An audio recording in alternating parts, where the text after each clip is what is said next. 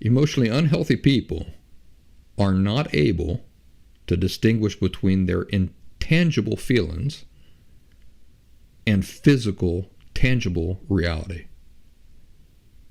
Now just think about that for a moment. So in real life practical terms, that unhealthy people can't distinguish between what they intangibly feel and physical reality outside of them is this. If an unhealthy person intangibly feels like they're being attacked, like there is an attack, they only feel that way inside of them. To them, there is no distinction whatsoever than if they really are being physically attacked in real life. Physically attacked. Outside of themselves, in the real physical world, they can't tell the difference between the two things. Isn't that incredible to think about? And doesn't it explain so much? Even if they weren't physically attacked, they can't tell the difference. For them to feel attacked, just to feel it, even if it's not happening in reality, to just feel it, is the same thing from their perspective as actually being physically attacked for real. They make no distinction between the two things whatsoever. Now I want to clarify. I'm not saying that they can't, that they're incapable.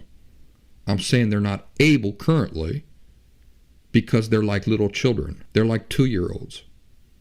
They can't do it because they are stunted so much, emotionally speaking. They don't have that emotional education. We're talking about grown people here walking about the earth with the emotional core of a 2-year-old. So if they feel like they're being attacked, to them there's no difference between that and if somebody is attacking them with a knife. From their unhealthy, false perspective, a physical response is just as justified when they merely feel attacked as it is when they are actually being physically attacked for real. Will Smith felt his wife was being attacked. He didn't even feel it on his own. He looked over at her and she was rolling her eyes and he says, oh, she's feeling physically attacked.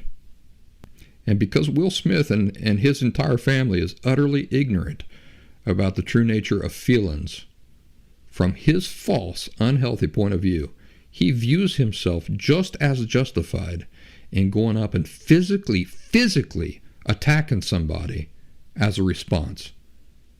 Just as he would be if his wife had been physically assaulted. So she feels assaulted, but it's only emotional. He observes that she feels it. He reacts as if it were a physical attack, because he can't distinguish the difference. And I'm not lying to you folks. He can't. Logically, if you sat him down and had a conversation with him, he would probably argue, yeah, I know the difference. But remember, the law of genuine attitude reflection. Did he react like he knows the difference? No, he didn't. He did not return a verbal insult with a verbal response. He returned a verbal, what was a verbal insult.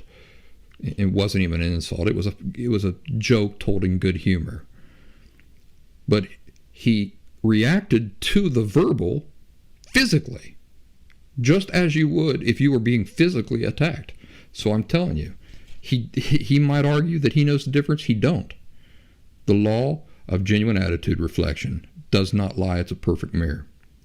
So Will Smith can't distinguish between his intangible feelings and physical reality. He was never taught to do that. If he feels a thing, then it's no different than if it were truly happening physically in the real world.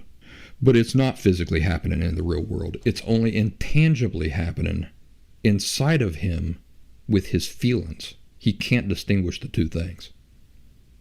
What are the only conditions involving Will Smith's wife that would justify Will Smith, or anybody else for that matter, physically assaulting somebody? What are the only conditions? It would be his wife getting physically assaulted. So if Chris Rock had gotten off the stage and began to physically assault his wife, now Will Smith is justified in physically defending her. But what does he justify? What justifications does he have when it's only words? So Chris Rock is on stage only telling words, and Will Smith's feelings get bruised. What can he do about that, justifiably? He can yell back. He can say, hey, don't talk about my wife. The response to a verbal assault can only be verbal. That's how that works. That's the balance. That's the healthy balance. But you can't take feelings, something that is just emotional, interpret it as being physical, as being no different than physical, and react physically. That is not reflective of a proper, appropriate, correct, accurate, healthy attitude toward feelings. What I feel, I can feel lots of things. Doesn't make it real.